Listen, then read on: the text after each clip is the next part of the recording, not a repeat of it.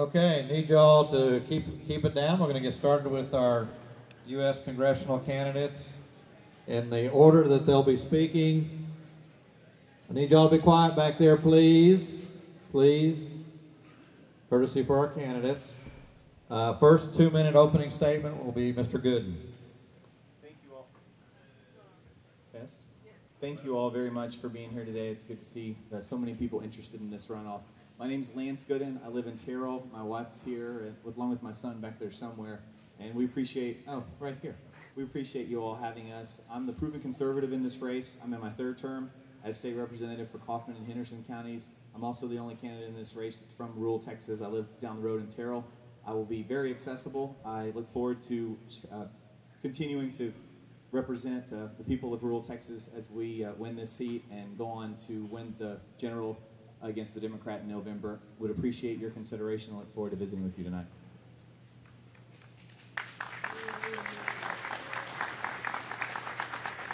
Ms. Pounds, you'll have 2 minutes.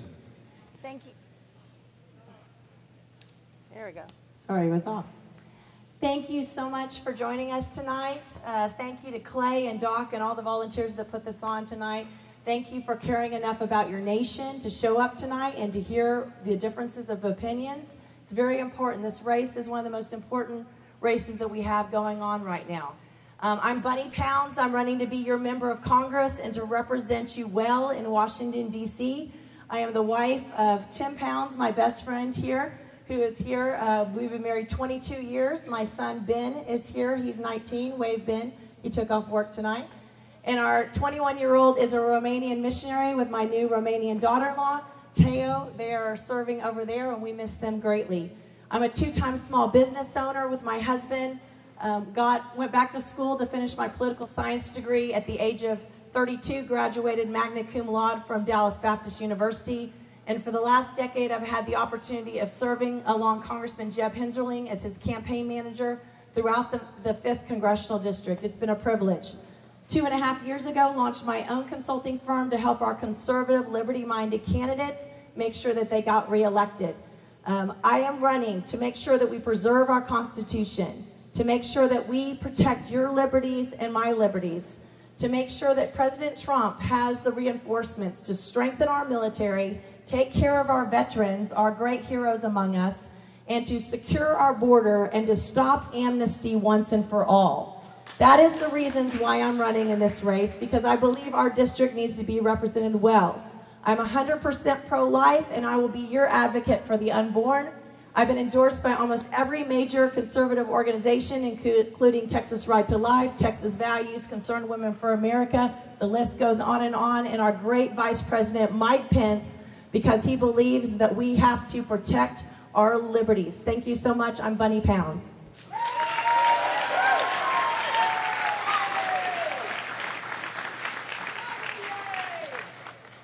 Okay, before we go to the questions, those of y'all that are over here on the side, if you're not going to listen to the congressional races, we need you to move further to the back or go outside if you would, because it's disruptive and disrespectful, actually, to these candidates. So we'd appreciate it if you would do that. Our first question will go to Mr. Gooden. It is for both of you, but Mr. Gooden will answer first. 1 minute to answer the question, and then each of y'all will answer, and then if either wants to rebut the other, you have 30 seconds. Just give me a hand signal if you want to rebut. Please explain which one of the following Texas Republican members of Congress you most align with politically and how you would demonstrate that in office. Pete Sessions, Bill Ratcliffe, Louis Gohmert, Sam Johnson, or Lamar Smith. I would actually say that when I get to Congress, I'm going to represent the people of this district. I'm not going to pledge allegiance to any member of Congress. I'm not going to pledge allegiance to any politicians. I'm pledging allegiance to the people that I'm going to represent in Congress. So I look forward to representing you all. There are lots of politicians that are endorsing in this race. I'm proud to have the fewest amount of politicians endorsing me in this race, and proud to have the support of people and grassroots organizations like the National Rifle Association on board with my campaign. Ms. Bounce? Yeah, thank you. I think when I look at members of Congress, they're all varied in their approach, but we have to make sure that we're communicating the conservative message with vigor, with passion, and that we take it to it, because you need a limited government conservative. Of those members, I would probably say John Ratcliffe. He has served us well. He has been a liberty fighter. He has done so much when it comes to national security and cybersecurity. And I absolutely appreciate his record and would stand with him and fight for our conservative values of East Texas. Thank you. Okay, this is for both of you. Ms. Pounds, you're first. What would you do to promote the pro-life cause in the U.S. House? Thank you. Thanks for that question. Like I said, from the very beginning, I was endorsed by Texas Right to Life in this race because of my history in the pro-life movement, starting out as a Bible school student, standing out in front of Planned Parenthood places and making sure that we really try to protect the unborn at every level. We've been very active. Me and my husband pastor a house church in Garland where we live, and we've been very active with our Pregnancy Resource Center as well. I think we have a couple priorities. Number one, we have to defund Planned Parenthood completely. We have to make sure the Hyde Amendment remains permanent, that we never put another dollar of federal funds into abortion ever again. And we have to stand for the unborn at every level. Regardless of what doctors or humans say about disabilities or the unborn in the womb, we have to protect life at every level, and that's my commitment to you. Yeah, thank you. Just a reminder, no applause or comments during the question and answer period so that we can keep the questions moving along smoothly. Thank you. Me? Mr. Gooden? Thank you. I'm absolutely the pro-life candidate in this race. I have a 100% pro-life record. Texas Alliance of Life has endorsed me. I was adopted as a child. I have a newborn baby.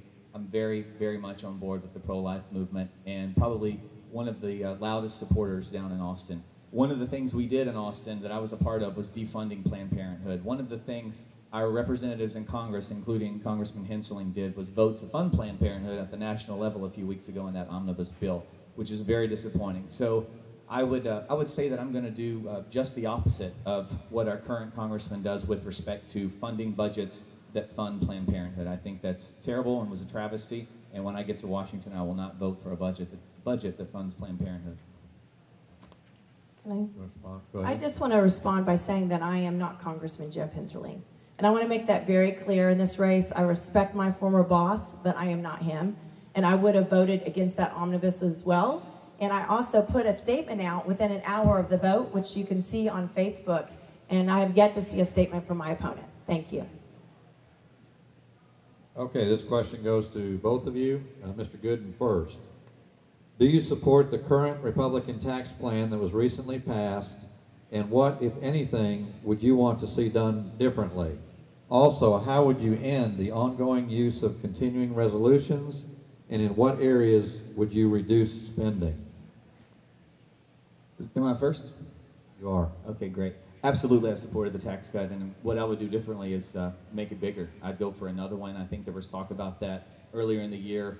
It seems the gridlock and the Speaker's retirement has made that not so much a priority as much as it is maintaining control of the House in November. But one of the things I would do is not vote for continuing resolutions that fund things like Planned Parenthood. So that'd be one of the first things I cut. I absolutely made a statement that day. I've made more statements than I can keep up with respect to not funding Planned Parenthood. That's something we as a nation should not be doing, and I'm so disappointed in that continuing resolution. Another thing it did was fund sanctuary cities. Our congressman voted to fund sanctuary cities. When I was in Austin, I voted to ban funding for sanctuary cities and ban sanctuary cities. That's something that we as a nation shouldn't tolerate, and that's something that I wouldn't tolerate as your congressman. Response? Yes. Yeah, the Jobs Act was, the tax cut bill was amazing reform. It was one of the biggest regulatory reform of this generation. I'm so proud of President Trump and our Congress to make sure that we are taken care of, that we have the individual mandate for Obamacare was cut. That was a huge victory for the American people. We made sure that small business owners like me and my husband can take deductions quicker, that we can save massive amounts of money. Our individual tax burden and our corporate tax burdens were cut. Those were incredibly important for our economy. I would have made sure we got rid of the death tax, because that's what hurts East Texas farmers. That's what hurts future generations of job creators out here in Van Zandt County. You can see on your chairs is an economic plan that I put together over the last week, and I would love for you to see that and read it and know that we want to make sure that we're fighting for our economy at every step of the way. Response? Okay. Next question, Kim. This is for both of you, and Ms. Pounds, you'll be first. Regarding immigration issues, please explain your detailed plans of protecting our borders, including the wall, your position on sanctuary cities, sending National Guard troops to the border, and your position on the administration's recent proposal to transition 1.8 million illegal residents to citizenship. Thank you. This is one of the most important issues of our day. As you know, illegal immigration is stealing resources from our hospitals, from our schools, from our families. We have to do something different. And that's why President Trump won in a landslide, because this is the most important issue of our time. I absolutely support President Trump's building of the wall. We have to allocate funds for that. It's one of the most important things that the Constitution calls for us to do, is to protect the people of the United States, and that starts by building a wall. I am against sanctuary cities. I am against amnesty, period, and that even means DACA. We don't talk about anyone jumping in front of the line, and definitely not skipping over my own daughter-in-law in Romania who's trying to come here legally. That is my position, and that's what I will take when I go to Washington, D.C. Mr. Gooden? Looks like we share the same views on immigration. I banned sanctuary cities, and Austin is the only difference. One of us has a proven record, one of us is saying what you all want to hear. Actually, we're both saying what you want to hear. We're both against illegal immigration. We're both against amnesty. I don't know that we've had major policy differences along the way on the immigration issue. The main difference is, you know what you're getting with me. I'm a proven conservative that has banned sanctuary cities. I voted for the strictest amendments along with that bill, and we've banned sanctuary cities in Texas. That's something we've got to do in Washington. Again, our current congressman, who has endorsed my opponent, voted to fund Planned Parenthood as well. But sanctuary cities, we've got to stop this cycle of going along to get along in Washington, which gives us these budgets with things like sanctuary cities funded. I'm just wondering who my opponent's running against. So a congressman that you've all loved and respected and has served you well. That's all I'm going to say on that. Okay, our next question goes to Mr. Gooden. You just stated, and you have stated in campaign material, that you are a conservative Republican. After reviewing several credible conservative scorecards in the most recent Texas House session, your rank among the 94 Republicans is as follows. Rice University, 89th out of 94. Texas Values, 79th out of 94. Texas Eagle Forum, 76th out of 94. Young Conservatives of Texas, 69th. And Empower Texas, 78th. In addition, the Texas Conservative Coalition has 66 House members, and you are not one who has joined them. How do these rankings make you a conservative Republican, and what would be different in the U.S. House?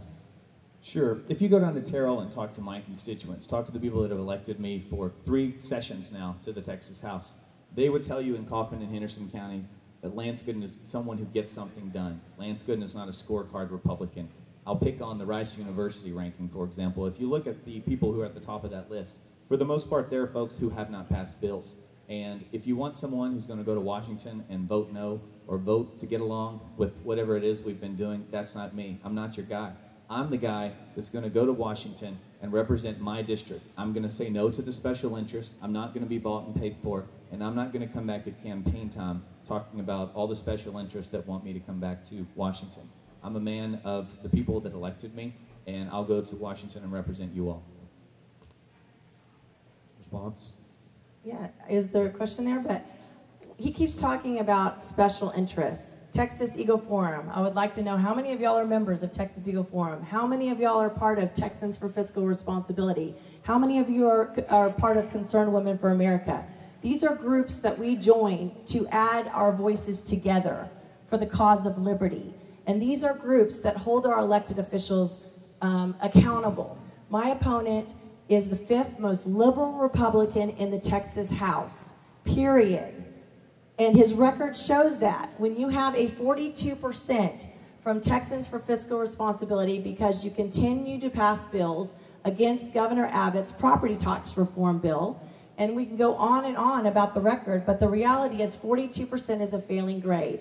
70% of his colleagues are in the Texas Conservative Coalition, and he is not invited to join. Why? Because his record does not match the rhetoric. So that's what I want to say, and thank you so much. I am a proven constitutional conservative that's been in the movement over 15 years. Thank you. Response. Okay, Ken, next question. Ms. Pounds, this is just for you. Yes. You have not been a resident of Congressional District 5 prior to Jeb Hensarling, or Congressman Hensarling, announcing his retirement. Why should the voters consider supporting you in light of that? The reality is I have been a resident of District 5 for over 16 years. Me and my family grew up, we raised our kids in Garland. I started out as a precinct chair for Congressman Hensarling, an election judge. Back in 2004, I put out Jeb Hensarling yard signs all over our district and all over our city of Garland. But 5 years ago, when the lines got redrawn, our house got redrawn out a mile and a half from the 5th Congressional District. And those of you who have served with me on the state legislature, the state convention, know that I always hang out with the 5th Congressional District. So the day we filed for office was the day I wasn't going to let my opponent use this against me. And we moved and bought a house 3 miles from our paid-for Dave Ramsey house to make sure that you were represented well. And that's all I'm going to say about this, because the reality is this race is about our records. And I am all for you and want to serve you as the 5th Congressional District Congressman. Thank you. Go ahead. Wouldn't it be nice if you had enough money to just buy a house to run for office? I would love that. You know, the fact of the matter is we redrew the lines in the State House in 2011. I was a member of the legislature at the time, and Bunny hasn't lived in the district since then. Why is that important? That's important because if you're going to go to Washington and represent the good people of Congressional District 5 and say, I'm representing the folks back home, you have to live among them. Our own Congressman Jeb Hensarling doesn't live in his own district. And that's really tough because he's now come into this district and said, you need to support this lady who moved into your district so she can save you from yourselves, because no one in Congressional District 5 is qualified to run according to Jeb Hensarling. So it's really important that we have someone in this race that's from this district that represents the people. Okay. Yes. Again, my opponent's trying to talk about my geography and my zip code. Our community in Garland believes the same thing that you believe here in Canton, Texas. We're for conservative values. We're for stopping illegal immigration. We're for making sure that our children are protected and our education is the best. So again, we're not talking about the things that are important here. And Congressman Hensarling did live in the district till just a few months ago when he decided not to run for re-election. So that's kind of a stupid sticking point too. Okay, the next question is for both of you, starting with Mr. Gooden. Do you support the provision in the Farm Bill that provides cost share to producers for things like conservation projects and crop insurance? Please explain your stance. Yes, I'm on board with our farmers across this rural area. This is a rural district, and you know, one of the groups that's spending hundreds of thousands of dollars in this race against me supporting my opponent is the Club for Growth. They oppose our farmers and ranchers across Henderson and Van Zant and Kaufman counties, and they'll have great influence with my opponent if she were to win this election because they have spent $1 million in this race. Our farmers and ranchers need support, and I'll provide that when I get to Washington. I believe that we have to look at federal spending in a couple ways. The Constitution calls for us to spend certain money for certain things, and certain things we're not supposed to be spending money on. Of course we support our farmers. Of course we want small business to prosper. But how do we do that? Is that through federal government subsidies that picks winners or losers? Or is that by growing our economy and setting us all free to be who we are in the greatest nation on earth? That's where I stand. I probably would have a hard time voting for a bloated farm bill. But in reality, we can protect our farmers and our land by giving us the freedom for prosperity, and that's what I stand for. Okay, next question. This is to both of you, starting with Ms. Pounds. Have you read the entire Texas Republican Party platform? Do you agree with all the tenets of the platform? If not, which ones do you not agree with and why? Yes, I started out as a grassroots activist in 2004. I got very passionate about our Constitution and American government, and I became a delegate to the state convention back then, a long time ago, and fought for our platform and in resolution committees. So I'm very, very versed in our grassroots. I absolutely support our Republican platform. I read it every 2 years at the convention when it comes out of the final vote. I would support it absolutely. My opponent is on record saying that he has not voted to uphold the Republican platform, and that's a problem when we're electing our member of Congress, because this platform is the will of the people and is our conservative values dictated out in a piece of paper that we should hold as very precious because it comes from the precincts all the way to the state convention. I absolutely support the Republican Party platform. However, I do not support planks such as private school vouchers. That's something that this area is against. The Club for Growth, I mentioned them because they're spending so much money in this race. They are for private school vouchers. They would just love for all of our public schools to shut down. So some in the Republican Party that write this platform, they always put that part about school vouchers in there. I think it's bad for our schools across Van Zandt County. I think it's bad for all the public schools across all of Congressional District 5. So I would tell you that when I get to Washington, my loyalty is to the people that I represent back home. There are folks who are going to go to Washington if they get elected. They go to Austin and they call up the Rice University professor and say, hey, how do I need to vote on this to get a certain score? That's not what I do. That's not how I operate. I call the folks back home and say, what is it that's best for this district? And that's what I'll do in Washington. Can I say one more thing? Yes, 30 seconds. My opponent keeps talking about Club for Growth. What Club for Growth is an advocacy group in Washington, D.C. that scores members of Congress based on their fight for limited government. How many of us believe that the national debt is inflated at $21 trillion and the deficit spending has to stop?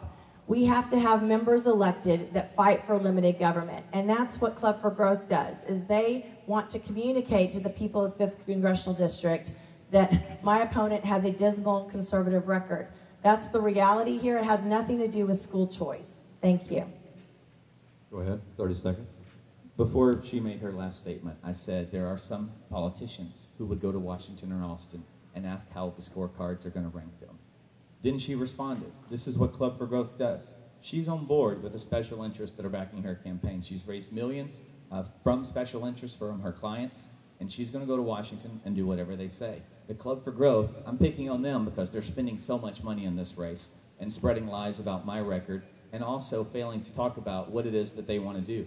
They want to close down our Texas public schools. They want private school vouchers, and that's terrible for this county.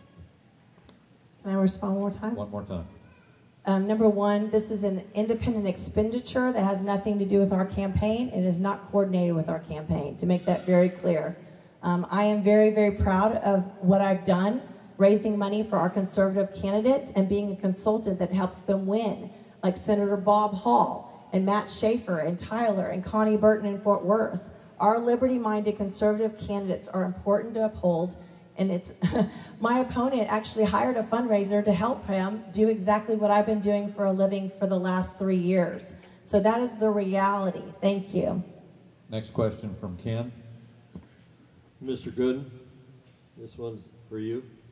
Did you support the bill to protect women and girls from the potential of predators through gender self-identification in Austin? If not, why not? I was actually a supporter of legislation that failed in the Senate that would have allowed our public schools to ensure that boys were using the boys' room and girls were using the girls' room. Now, ironically, that wasn't really a big issue in this campaign, but I'm glad we're talking about it now because it's important, I think, that our school districts are allowed to police that and make sure that we have proper protocols in place. So, yes, I did support legislation to ensure that our women and girls were protected. Unfortunately, it died in the Senate, so that was a disappointment, but thank you. It's a rebuttal because there was a question to him, so you have 30 seconds. Okay. Actually, there was 3 privacy bills that came before the Texas House. 85% of my opponent's colleagues signed on to one of those bills. He never co-sponsored one of those bills. So I would ask you to look at the record and see, did he really believe in this issue or not? Next question is to both of you, and Ms. Pounds, you'll be first. Given the current political climate around the country with ever-increasing attacks from the left and the media over the Second Amendment and the differing opinions as to who the First Amendment applies, how or what will you do specifically in Congress to ensure that these rights are not infringed upon? Thank you. I have an AQ rating with the NRA. My opponent was endorsed by the NRA because he has a legislative record, but I have the top rating that you can get as a non-legislator, which I'm very proud of. At the end of the day, the left wants to talk about guns killing people, but it's actually people killing people. People that have been hurt in their mind, that have had issues, and at the end of the day, we have evil that hurts people. The reality is I will do everything to make sure we can carry guns across state lines, that if 18-year-old is never infringed on their right to the Second Amendment, if they can be drafted into the military, they absolutely should be able to have a firearm if they get married and have a home that they need to protect. There is nothing that the NRA has put out that I would disagree with. Thank you. Mr. Good. I'd first like to say the NRA has endorsed me, and I'm happy that Bunny Pounds agrees with that. Second, I would say, isn't it wild that in one breath she calls me liberal, and in the next breath she tells you about my NRA endorsement? How could that be? How could that be? I'm endorsed by the NRA because I'm the only one in this race that has a proven record of standing up for our conservative gun rights, values, and what we believe in. The NRA is all in for me because they know that I'm the only one in this race that has the capability and determination and ability to go to Washington, defend Van Zandt County and all the counties in Congressional District 5, and ensure that our gun rights are protected. So you will have no greater ally in the battle to protect our Second Amendment than myself when I get to Washington. Yeah, next question. This is for both of you. Mr. Gooden, you're first. What have you personally done to be actively involved with the Republican Party activities in Texas and to convey the principles of the Republican Party to the public? For example, have you served as a delegate or an alternate to the state convention? If so, how many times? If not, why not? Am I first? Yes, sir. I'm in my 3rd term as state representative, a Republican. This past year, we banned sanctuary cities in the state of Texas. Are you all in agreement that that's a great thing? Absolutely, I thought so. We passed a strong voter ID bill. We stood up for the Second Amendment. I'm endorsed by the NRA. My Republican credentials are, bar none, far and above better than my opponents. I'm the proven conservative in this race, and I'm proud of the work I've done, not just for the Republican Party, but for people all across Texas and those that I represent. Ms. Pounds? Yes, sir. Like I stated before, I have been a delegate to the state convention since 2004. I've been very active on platform resolution fights. I understand the voice of the grassroots. That is where I started. As a homeschooling mom, I got very passionate about our Constitution, and that's what compelled me to go back to Dallas Baptist University at the age of 29, get my degree there, and graduate magna cum laude at the age of 32. And I became not a typical intern at Congressman Hensarling's office. Why? Because I believe your voice matters. And I've served very faithfully the last decade throughout this congressional district, in my community, in your community. The reason why I got into this race was because I want to be your voice. I want to make sure you're taken care of. I want to make sure you're represented well, and that someone goes and fights for you. And I know your stories. I've read your emails. I've hung out with you, so many of you, for so many years. And I know what you want in a representative, and that's why I'm running, to make sure that you're represented well. Thank you. Okay, the next question is for both of you. And this will, Ms. Pounds, you'll be first. Who are the 3 people in history that you admire most and why? And also, who in American politics today do you most admire and why? My three greatest, I would have to say Jesus, because he taught us how to live, and he commissions us to be Christ-like. And after 20 years in lay ministry with my husband, leading worship, writing Bible studies, pastoring folks, I always esteemed to be like Jesus. Second, I love Corrie ten Boom. I love reading about the stories of patriots that stood in the firing line for our great brothers and sisters, like our Jewish brethren, against a massive Holocaust. I also love Dietrich Bonhoeffer, if anybody's read about him, you know, a spy against Hitler and tried to assassinate him as a minister of the gospel and as a prophet. I believe the body of Christ needs to rise up and be light and salt in our culture, and that's what I've attempted to do with my life. Oh, and current? Yes. You know, as a woman, I like Marsha Blackburn. She's got a great conservative record. She's running for the Senate right now, and she has been solid on limited government and been a fighter for the unborn, and I love her. And Nikki Haley. Mr. Gooden? Thank you. There's lots of folks in history and historical figures that I could talk all night about, but I'd say the three most important people to me when I say history, I think deceased, or my three grandparents. I have one living, but they've made the greatest impact on my life, and they've helped make me who I am today. And the politician that I most respect is Donald Trump. You know, he ran when many people didn't think he had a chance. In fact, ironically, the Club for Growth, which is supporting my opponent and spending all this money in this county, spent $11 million opposing Donald Trump, and he won anyway. And he has done his best to drain the swamp. Unfortunately, Congress has continued to not necessarily work with him the way I believe they should. But I think Donald Trump's done a fantastic job and risen against all odds, not just in Washington, but along the campaign trail. Can I say one thing? Yes, 30 seconds. Just to clear the record, Club for Growth worked to support Senator Ted Cruz, like many of us in this room. That's the reality. So it wasn't that they were fighting against President Trump. They were just fighting for what the conservative that they believed in at the time. Okay, the final question before closing statements goes to both of y'all. Mr. Gooden, you'll be first.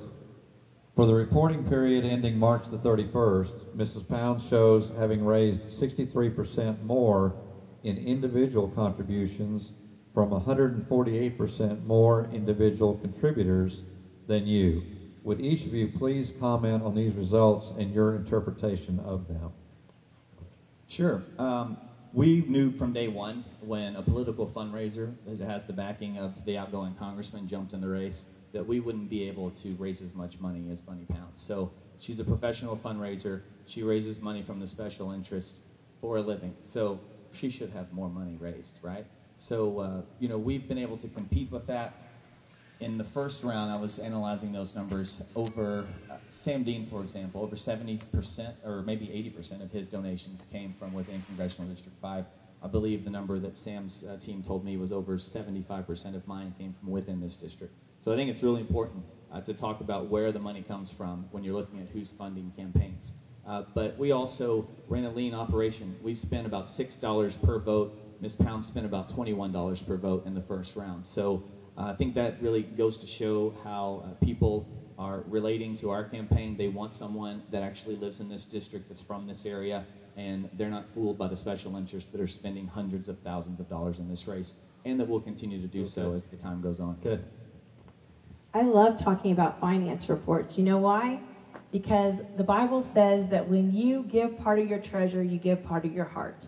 And it's been a privilege to ask you to invest $10 or $15 or $20 into this campaign. We had, at the time of our last filing, we had over 650 individual donors. We have donors from all 7 counties. We have been actively pursuing you as donors. Why? Because you'll show up and you'll bring your friends if you invest $100 into this campaign. So I'm not ashamed of that. The reality is, my opponent, he keeps talking about special interests. In his state, as a state representative and candidate, he raised over $1.7 million. and 1.1 million of that, 70%, came from PACs, registered lobbyists, special interests, out of district, and even out of state donors. So really, this is not an issue. This is really a campaign of the voice of the people, and I thank you all for supporting me. It's been a huge blessing and a humbling experience. Closing statements, 1 minute each. Ms. Pounds, you'll be first. Thank you so much for coming tonight. I want to thank my husband for coming on the campaign trail with me. He's been trying to keep our life together, running our small businesses. And my son, Ben, thank you, Ben, and Julia, his girlfriend, for coming tonight. Really, this is an incredibly important election. We say that all the time. This is one of the most important elections of your lifetime. This next 29 days will define this congressional district. I'm not a professional politician. I never thought about running for office, but my passion is to make sure that you're represented well, and that is why the Vice President of the United States has endorsed my campaign. I'm very thankful for having known Mike Pence for about 10 years and walked with him and talked with him. Very thankful that he asked me to have a private meeting with him when he was in Dallas. That is why many of you, over several hundred on our website that you can come look to, including our Commissioner, Tim West. We also had a new endorsement today, Clint Davis, our county attorney in Henderson County. And I'm so thankful for all of the elected officials, former elected and party leadership that have endorsed us. Thank you.